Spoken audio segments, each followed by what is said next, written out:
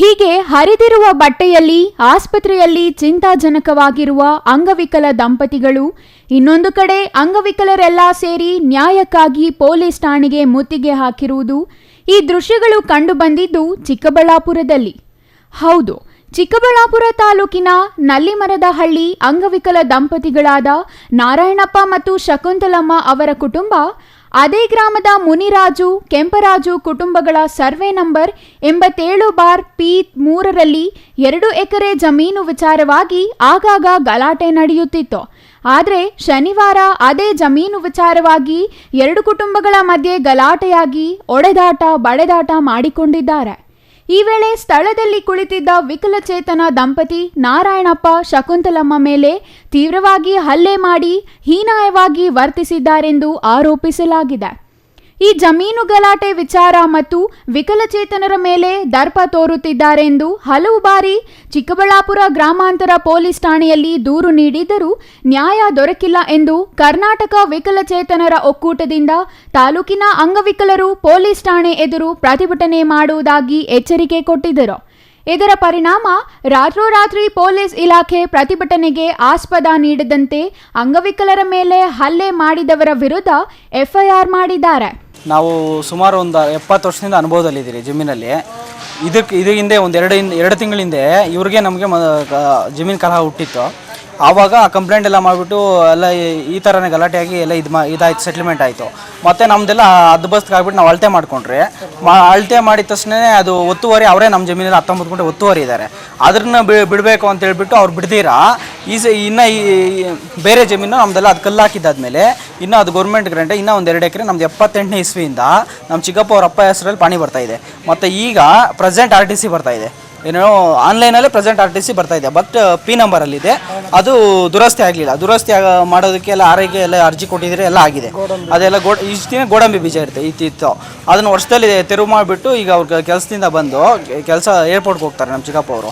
ಅದರಿಂದ ಹ್ಯಾಂಡಿಕ್ಯಾಪ್ ಅವರು ಅವ್ರ ಕೈಯಲ್ಲಿ ಆಗಲ್ಲ ಅಂತೇಳಿ ಈ ಸಲ ಏನು ರಾಗಿಯನ್ನು ಬಿತ್ಕೊಳ್ಳೋಣ ಅಂತೇಳ್ಬಿಟ್ಟು ಬಿತ್ಕೊಳೋದಕ್ಕೆ ಮೊನ್ನೆ ಉಳುಮೆ ಮಾಡೋಕೆ ಹೋದಾಗ ಇವತ್ತಿಗೆ 7ನೇ ತಾರೀಕು ಒಬ್ಬನೇ ಬಂದು ನಮ್ಮ ನೋಡಿಯೋಕೆ ಬಂದ. ಅದು ವಿತ್ ಪ್ರೂಫ್ ಇದೆ, ವಿಡಿಯೋ ಎಲ್ಲ ತಗೊಂಡಿದ್ದೀವಿ.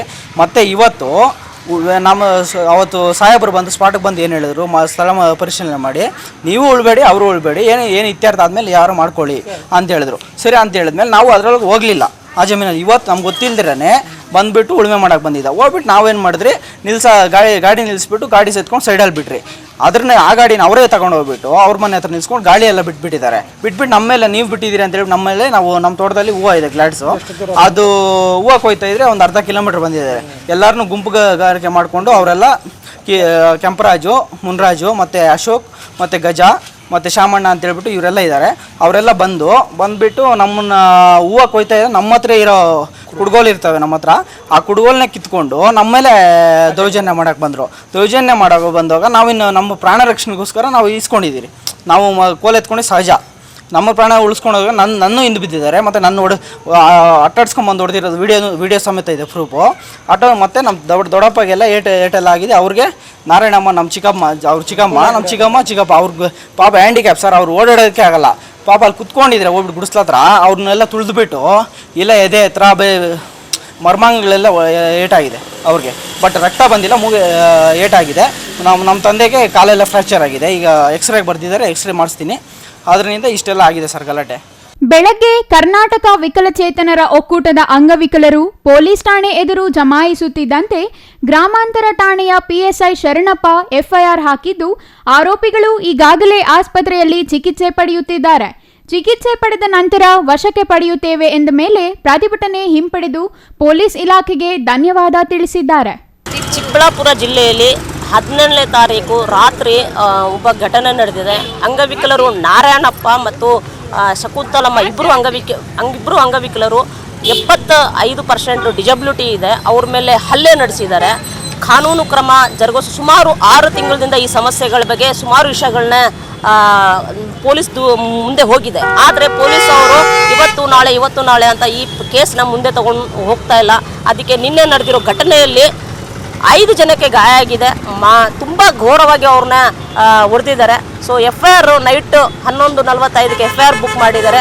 SP ಸಾಹೇಬರು ಕೂಡ ಸಹಕಾರ ಮಾಡಿದ್ದಾರೆ, ಸರ್ಕಲ್ ಇನ್ಸ್ಪೆಕ್ಟರ್ ಕೂಡ ಸಹಕಾರ ಮಾಡಿ ಅವರು 5 ಜನ ಮೇಲೆ ಯಾರ್ಯಾರಿದ್ರು ಅವ್ರ ಮೇಲೆ ಎಲ್ಲರ ಮೇಲೂ FIR ಬುಕ್ ಮಾಡಿದ್ದಾರೆ. FIR ಮಾಡೋದಲ್ಲ, 2016 ಕಾಯ್ದೆ ಲೀಗಲ್ ಆಗಿ ಜಮೀನು ಯಾರು ಹೆಸರಲ್ಲಿದೋ ಅದು ಹೋಗಲಿ, ಆದರೆ ಅಂಗವಿಕಲರ ಮೇಲೆ 2016 ಕಾಯ್ದೆ ಏನು ಹೇಳ್ತಾ ಇದೆ, ಅವ್ರ ಪ್ರಕಾರ ನಮಗೆ ಯಾವುದೇ ರೀತಿಯ ಅಂಗವಿಕಲರನ್ನ ಕುಂಟ ಅಂತ ಬೈದ್ರೇನೆ ಆ ಕಾನೂನು 10 ವರ್ಷ ಜೈಲಿದೆ. ಅಂಥದ್ದು ಇವರು ಹೊಡಿತಾರೆ ಬಡಿತಾರೆ ಅಂತ ಹೇಳಿದರೆ ಇವತ್ತು ಅವ್ರಿಗಾಗಿದೆ, ನಾಳೆ ನಮಗೂ ನಮ್ಮ ರಕ್ಷಣೆ ಎಲ್ಲಿ ಇದೆ ಅಂಗವಿಕಲರಿಗೆ ಅಂತ ಹೇಳಿ ನಮಗೆ ಡಿಮ್ಯಾಂಡ್ ಮಾಡಿದ್ದೀವಿ. ಒಂದು ಮೆಮೊರಂಡನ್ನು ಸರ್ಕಲ್ ಇನ್ಸ್ಪೆಕ್ಟರ್ಗೆ ಕೊಟ್ಟಿದ್ದೀವಿ. ಅವರು ಸಾನುಕೂಲವಾಗಿ ಸ್ಪಂದನೆ ಮಾಡಿದ್ದಾರೆ. ಎಲ್ಲ ವಿಕಲಚೇತನರ ಬಗ್ಗೆ ನಾವು ಕಾಳಜಿ ವಹಿಸ್ತೀವಿ ಅಂತ ಒಂದು ಸಹಕಾರನೂ ಹೇಳಿದ್ದಾರೆ. ಅವ್ರಿಗೆ ಧನ್ಯವಾದ ಹೇಳ್ತಾ ಈ ಥರದ್ದು ಘಟನೆ ನಡೆಯಲೇಬಾರದಂತ ಹೇಳಿ ನಮ್ಮದು ಒಂದು ಡಿಮ್ಯಾಂಡ್ನ ಮಾಡ್ತಾ ಇದ್ದೀವಿ. ಹಣ ಆಸ್ತಿ ವಿಚಾರದ ಗಲಾಟೆಗಳು ಸರ್ವೇ ಸಾಮಾನ್ಯ, ಅದನ್ನು ಕೂತು ಬಗೆಹರಿಸಿಕೊಳ್ಳಬಹುದಿತ್ತು. ಆದರೆ ಕೈಲಾಗದ ಅಂಗವಿಕಲ ದಂಪತಿಗಳ ಮೇಲೆ ಹೋಗಿ ದರ್ಪ ತೋರುವುದು ಎಷ್ಟರ ಮಟ್ಟಿಗೆ ಸರಿ ಎಂಬುದು ಸಾರ್ವಜನಿಕರ ಪ್ರಶ್ನೆಯಾಗಿದೆ. Praveen, CTV news, Chikkaballapur.